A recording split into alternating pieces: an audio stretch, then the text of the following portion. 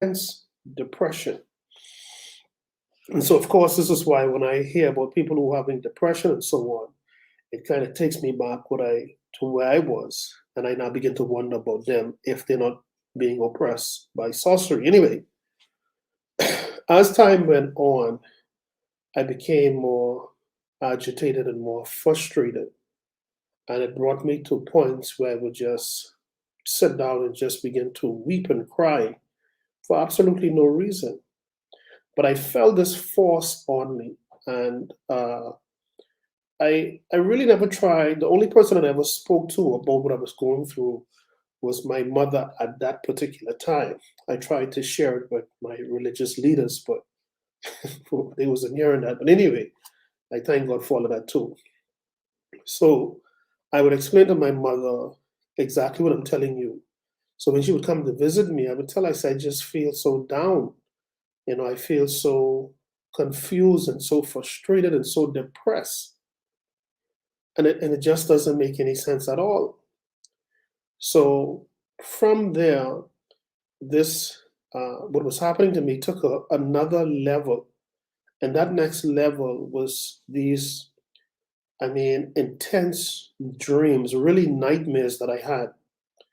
And in all of these dreams, none were never good, and I never had these things before. And this is what was making it so frustrating for me. I never had these dreams, and I could remember a few of them, and two of them I'm going to discuss with you because, like I said, it's relative to what we're about to talk about. I remember having this dream where I was in this vehicle and I was on a stoplight, and the stoplight had like about two, or I'd say about three or four lanes, and there was this police officer who was standing in the intersection.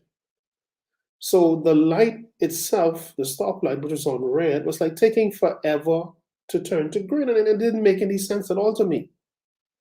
So when it did go to green, the police officer put up his hand into my lane. I was at the actual front of my lane to tell me not to move. And I'm watching all of the other cars go, but I'm not allowed to go. I woke up out of the dream. To me, it made no sense at all. The other dream I had, I was on a street here in the Bahamas where I live, and it's a two-lane street, one going up, one coming down. Anyway, I was coming up, and as I was coming up, I saw these men from a distance uh, working on the road.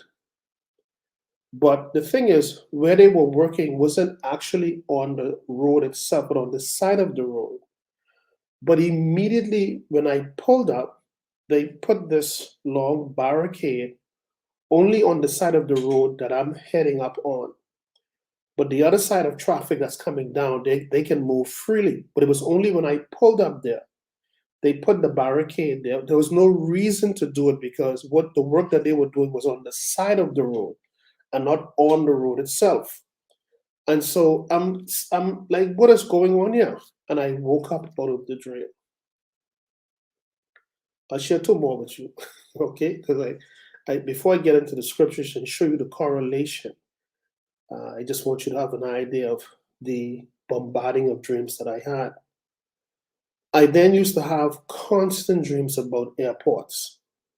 I'm always at an airport getting ready to take a flight. But for whatever reason, I'm either going to be stopped by TSA, customs, immigration, or what have you. And it just didn't make no sense. I remember one time I was going to I don't know I was going, but I remember being on the line to have my documents checked to go catch my flight.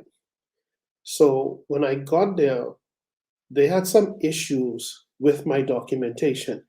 Now, the thing about these dreams and what is so interesting, and I'm sure as I'm saying this, many of you could relate to what I'm talking about.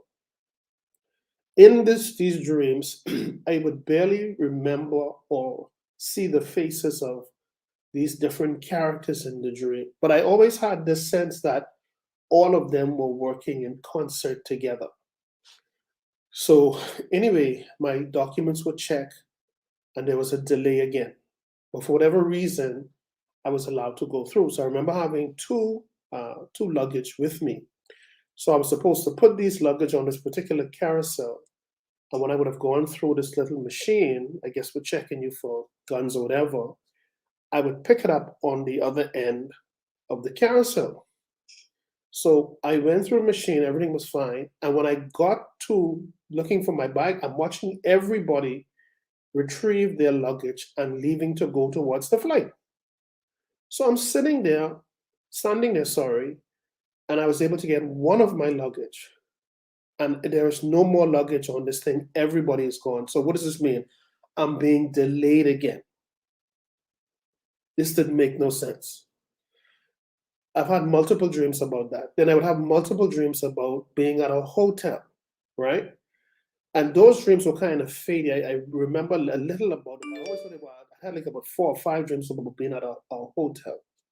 Again, at this point, I know nothing about dreams in terms of their interpretation. I knew none of this. But what I'm going through at this time would be training me for that. So anyway, night after night, night after night, I would have these dreams. However, in reality, I was literally not excelling at all.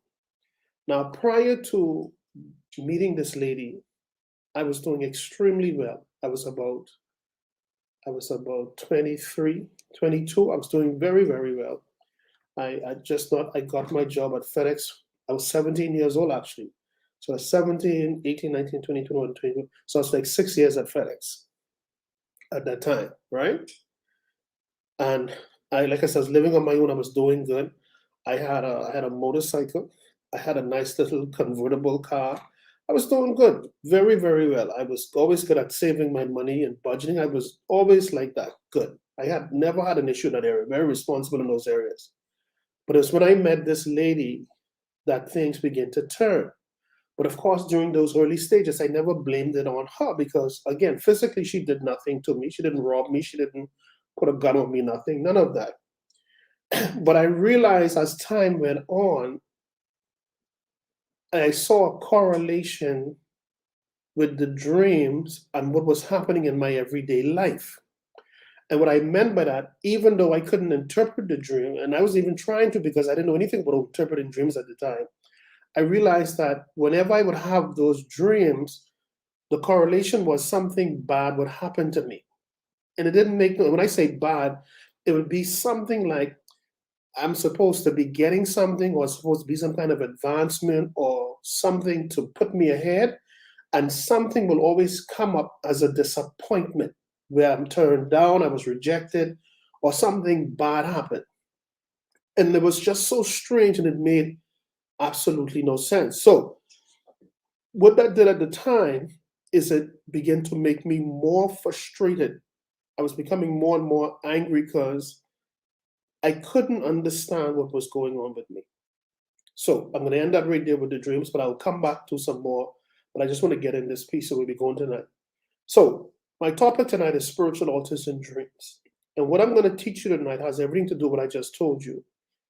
And one of the greatest evidence of an altar that is raised against a person, a community, a family, or whatever, or if someone was sacrificed or whatever, and they don't even know, it will always show up in the dreams. Now, what is the reason for this and why does this happen? Well, just like what I was going through, there was a witchcraft attack levied against me. Now I didn't know. But whether you know or not is irrelevant. The spirit that was raised from that particular altar, because there can be no witchcraft without an altar. Okay?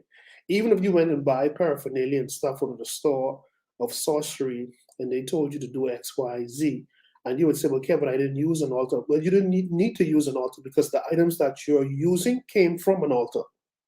So there cannot be witchcraft outside of an altar. And the reason for that is because witchcraft, which are evil spirits, assigned to a person, to a community, to an object, to a family. And the idea is to disable them from their natural abilities to succeed in life. Whether it's to bring sickness, whether it's to block your opportunities, whether it's to delay you, whatever it is to intervene in your life from a negative perspective so that you do not go forward in life. And the initial stages of that is, like I said, anxiety, confusion, frustration, depression. And the more it goes on, the worse it becomes. The next stage, like I said earlier, is now you're going to see it through your dreams. Why? Because the spirits that was called up at that altar, as they're now going to visit you. Oh yeah, the characters that I told you in the dream and all of the delays, they were literally evil familiar spirits masquerading as customs officer, TSA agents, police officers. And what you're seeing is you, the spirit, in the dream, which is the spiritual realm, interacting with the spiritual forces that has been assigned against your life. So, like I have been telling you over and over, because the spiritual realm is the origin of all things, then your fight, your real fight, is in that realm. So they're dealing with you from that realm. If there's no resistance, there's no challenging them, whether you're doing it in the dream or out the dream, then the truth is there was a covenant made in that dream between you and them for them to facilitate what you saw in the dreams via symbol. Now you're going to see it in real life. And you see, I didn't know these things. I was totally ignorant to this. I didn't believe in voodoo, and that was foolishness to me. I was 22, 23, 21, whatever, young man. I wasn't into that foolishness. I was into running behind girls and partying like any other young person. Well, anyway, these dreams would just happen repeatedly, and I tell you, would be manifesting in my life. I would be getting reprimands on my job. I was always an excellent worker, never had a bad report, nothing. I would be showing up late for work, and those things never happened because I was always on time before time. But it was like I was becoming lackadaisical. I was losing interest. I had no desire, nothing.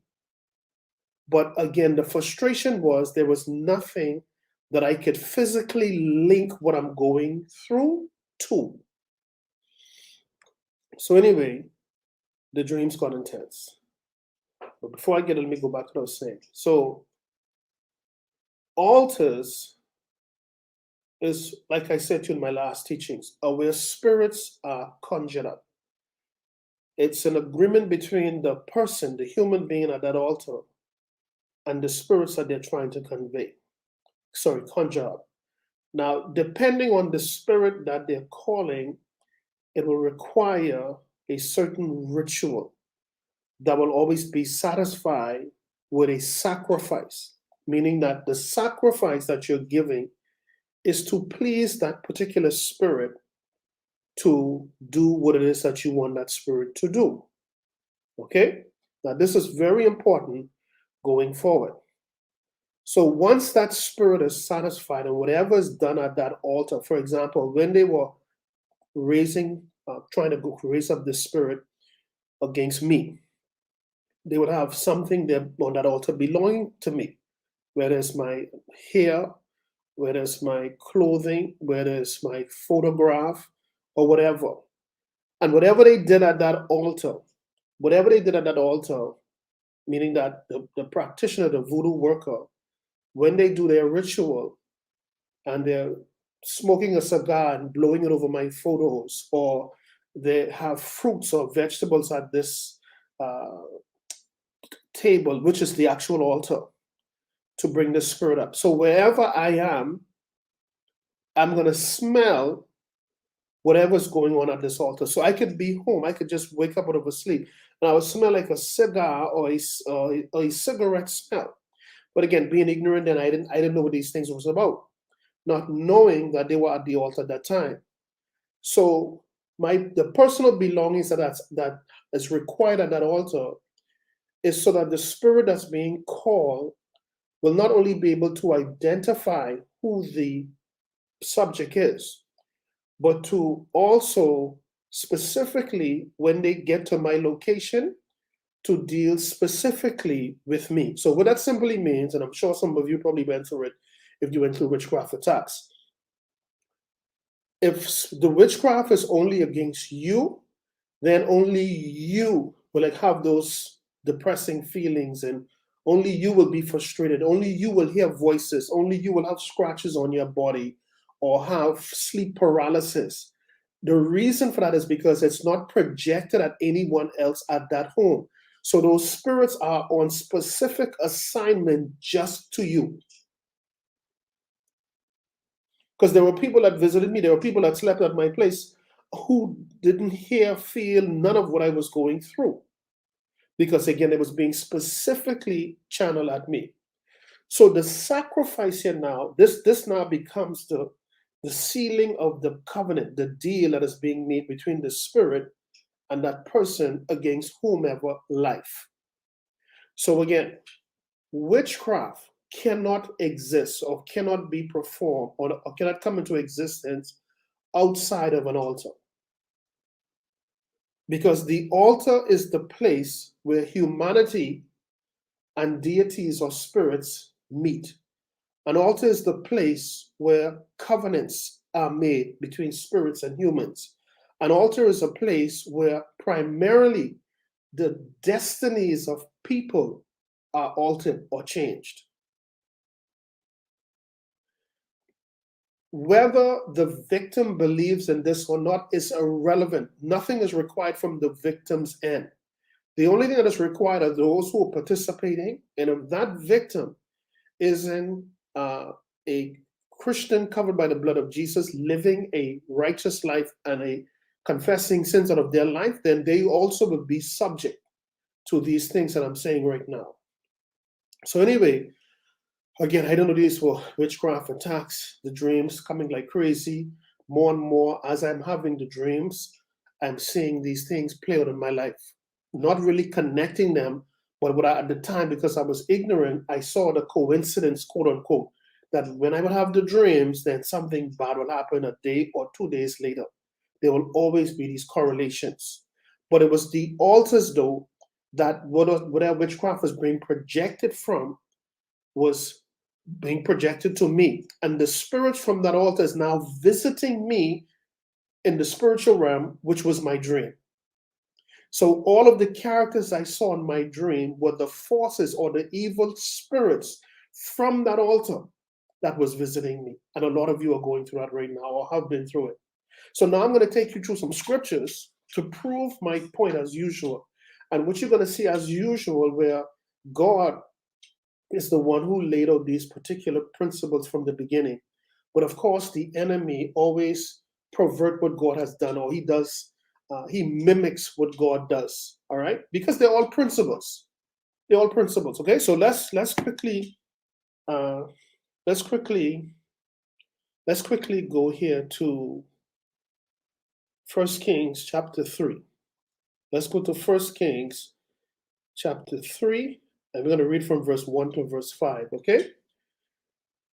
Now, just to give a backdrop here, Solomon, who is now the third king of Israel, he's now succeeding from his father, David, who's now deceased. He's deceased at this point.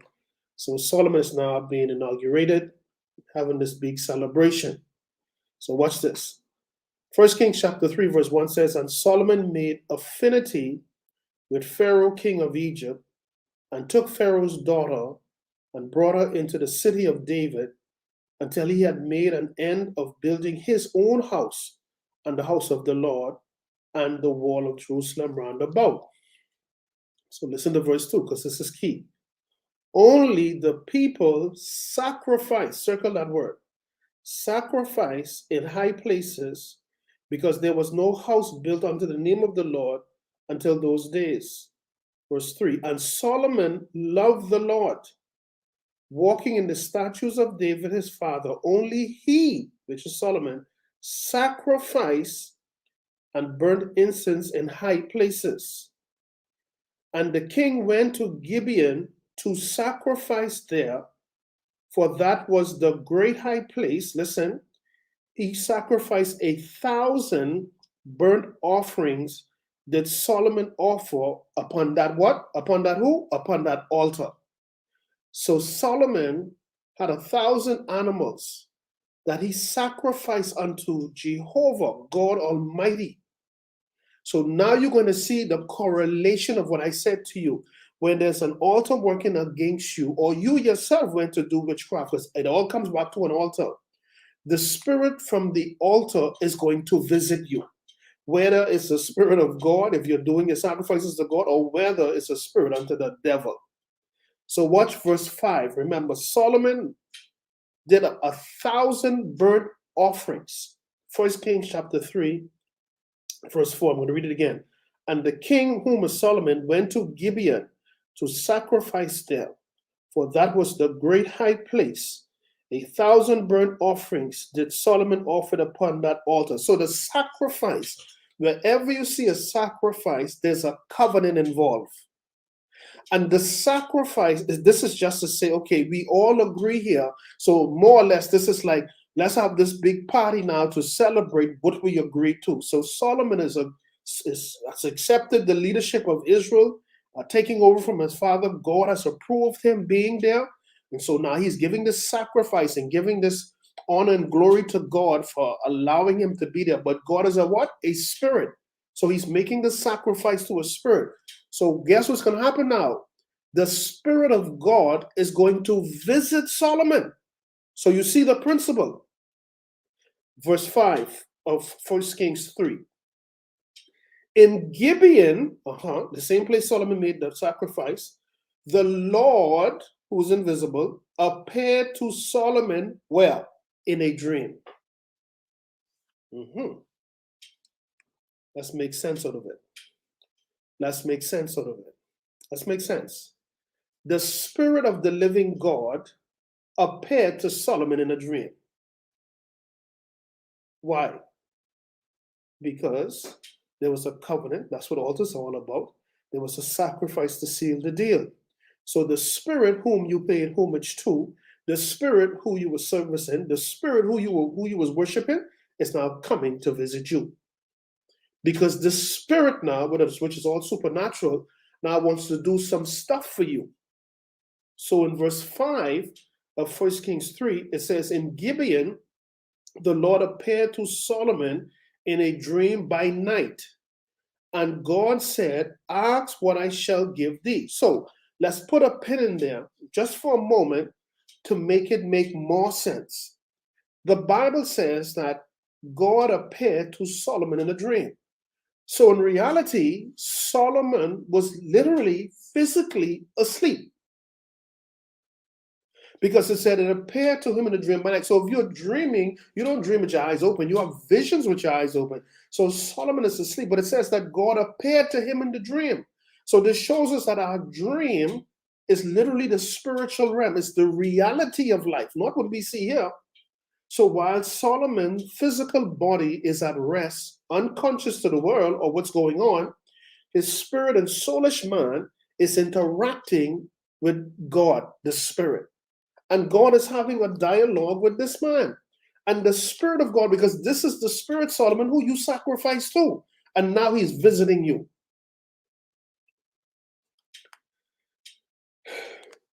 So verse 6 says, and Solomon said, let's read verse 5 again. In Gibeon, the Lord appeared to Solomon in a dream by night. And God said, ask what I shall give thee. So the Spirit of God is saying to the Spirit, remember, God is not speaking to physical or the human being, flesh and blood, Solomon. Flesh and blood, Solomon is asleep on his bed. The Spirit of God is communicating to the spirit and the soul of Solomon, but this is going on in the dream or the spiritual realm. And the reason why God is visiting him was because of the sacrifice he made. So the principle here is whomever spirit or deity you're sacrificing to, that spirit is going to visit you. I'm trying to help you. So God asked him in verse 5 of 1 Kings 3, ask what I shall give thee. Verse 6, and Solomon said, thou hast shown unto thy servant David, my father, great mercy, according as he walked before thee in truth, and in righteousness and in uprightness of heart with thee. And thou hast kept for him this great kindness. This great kindness, that thou hast given him a son to sit on his throne as it is this day. Verse 7 of 1 Kings 3. And now, O Lord my God, thou hast made thy servant king instead of David my father, and I am but a little child. I know not how to go out or come in. And thy servant is in the midst of thy people, which thou hast chosen, a great people that cannot be numbered nor counted for multitude. Give therefore thy servant an understanding heart to judge thy people, that I may discern between good and bad. For who is able to judge this thy so great a people? And the speech, verse 10 of 1 Kings 3, and the speech pleased the Lord, that Solomon had asked this thing. Where's this happening again? In the dream. Is it possible, based on what we're reading here, is it possible that we could literally communicate with spiritual entities in our dream? Yes, according to what we're reading here. So, if this is a principle, is it possible that these evil spirits that is pretending to be our deceased loved ones, or masquerading as them, or masquerading as whatever, can we also communicate? Yes, we can. I'm trying to help you. I'm trying to help you. So as you can see here, this dialogue that we're reading was not between two human beings, or even, it gets better, it wasn't even between a spirit and a human being in flesh and blood at the time, I mean. This dialogue is between two spirits, the spirit of the living God and the spirit of Solomon, King Solomon, while his physical body is at rest. So watch what God is going to do now. Let's go to verse 11. And God said unto him, who's him? Mr. King Solomon. Because thou hast asked this thing, and hast not asked for thyself long life, neither hast asked riches for thyself, nor hast asked the life of thine enemies, but hast asked for thyself understanding to discern judgment. Verse 12. Behold, I have done according to thy words. Whoa, stop. Let's stop. Because the deeper we dive into the scripture and what we're reading, if you're not reading it from a spiritual perspective, it can become quite confusing. King Solomon, physical body is at rest. God is visiting him in the dream because of the sacrifice that invited God to visit him in the dream, right? Watch this now. God the Spirit is dialoguing with Solomon the Spirit. God now asks spiritual Solomon, what is it that you would have me to do for you? Solomon, in his humility, all right, didn't ask for riches or anything. He said, God, the only thing I want is the wisdom and discernment and to judge and to handle your people right.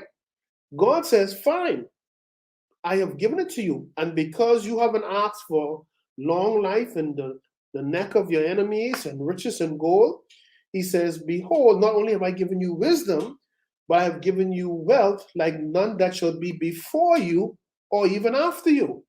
But here is the kicker though. How did God give it to him? In the dream. Hold on, I don't think you heard what I said to you, Kevin. God said he's giving him wisdom and knowledge and understanding. Did God send him to the University of Jerusalem? No, he didn't. Okay, let's try this again. Okay, so he went to a community. So after the dream, he went to a community college to get, no. He gave it to him spiritually through the dream. Kevin, let's see if I get this straight. So you're saying that the understanding and wisdom that God gave Solomon, he gave it to him in a spiritual format? That's exactly what I'm saying. Okay, Kevin, let's try this again. So you're saying wisdom and knowledge from God is in a spiritual form. Yes, I said, yeah, you didn't hear me? That's exactly what I'm saying. Okay, Kevin, prove it to us. Okay, let's prove it. Let's keep our finger ready where we at. We don't really have to come back here because I can sum this up. So let's go now to Isaiah chapter 11. Let's go Isaiah chapter 11. Okay. And we're going to read from verse 1 to verse 2 to prove not only did God give Solomon something in a dream, he gave it to him spiritually, but the manifestation of it will come forth physically. And I will prove that also. So in Isaiah 11, verse 1 and verse 2, we're going to read 1 and 2. And it says, "And there shall come forth a rod out of the stem of Jesse, and a branch shall grow out of his roots. And the Spirit of the Lord." Now, this is a prophecy about Jesus Christ. Okay, because Jesus Christ came through the lineage of Jesse, David, Solomon, and so on.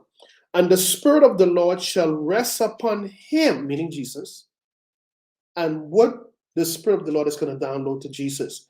He's going to download to Jesus, listen very carefully to the prefix, the Spirit of wisdom. Talk to me. Talk to me. Talk to me. Talk to me now. The University of Wisdom. No. He's going to give him the spirit of wisdom and understanding. Understanding also is a spirit. The spirit of counsel. He never went to school for it. God put the spirit on him of counsel, the spirit on him of wisdom, the spirit on him of understanding. The spirit of wisdom and understanding, the spirit of counsel and might, the spirit of knowledge and the fear of the Lord, all spirits. So going back to Solomon to back up my point now, the spirit that Solomon sacrificed at the altar, 1,000 burnt offerings, according to 1 Kings 3 verse 4, 1,000 burnt offerings. Verse 5 says, as a result of that sacrifice unto the God of Abraham, Isaac, and Jacob, now invited or demanded the presence of God. But this makes perfect sense, because in my last teaching that I talked to you about the altars, I said to you in Exodus chapter 20, verse 24, God says, "An altar of earth shall you make unto me, the place where I have put my name."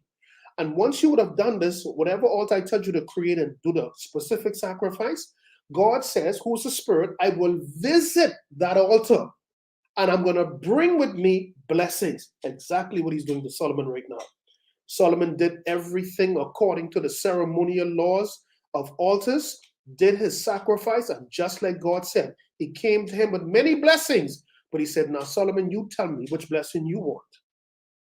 I'm trying to help you. Now, where am I going with this? 2 places. Because we're dealing with principles now. That's why I read the story to you. In this story, the story continues that Solomon woke up. And that day, the next day, he went on his throne. And there were 2 ladies, 2 prostitutes who lived together. But both of them had young babies. And one of the prostitutes, during the nighttime, while she was asleep, rolled over on her baby, not recognizing it, and actually smothered and killed the baby. Of course, she woke up and the baby was dead. So what she did, deceptively, is take her deceased child and crept over by where the other lady was in her bed with her child and switched the kids. So anyway, it became a court issue because the woman knew that this wasn't a child. So they went to King Solomon, right? Now we're going to see the manifestation of the spirit of wisdom, knowledge, and understanding that was given to Solomon in the spiritual realm.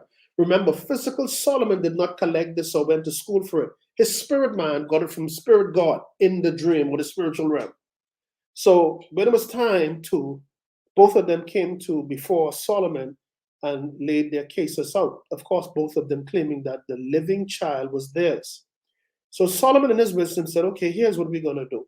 He called for the god, and he told the god to bring his sword and to slice or divide the child in half and give each piece to each mother.